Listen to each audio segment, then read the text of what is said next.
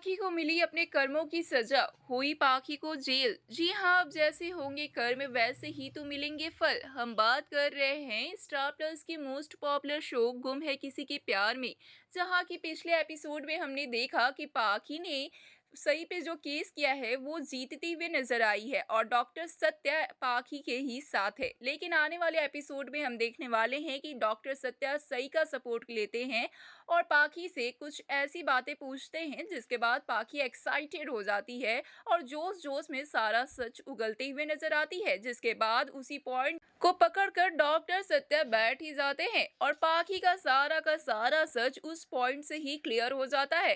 पाखी से उसी पॉइंट से रिलेटेड कई सारे सवाल पूछते हैं जिसमें पाखी अपने ही बिछाए जाल में फंसती जाती है और एक के बाद एक झूठ तो कहीं सच बोलते हुए वो पकड़ी जाती है और उसी के झूठ सच को एक्सप्लेन करती है डॉक्टर सत्या जज के सामने। और फिर क्या था, सच तो हमेशा जीतना ही था। तो इसी तरीके से डॉक्टर सत्या ने सही की जीत करवाई है और पाखी को हार दिलवाई है, जिसके बाद पाखी को सजा हो सकती है क्योंकि पाखी ने झूठा इल्जाम लगाया था डॉक्टर सही के ऊपर।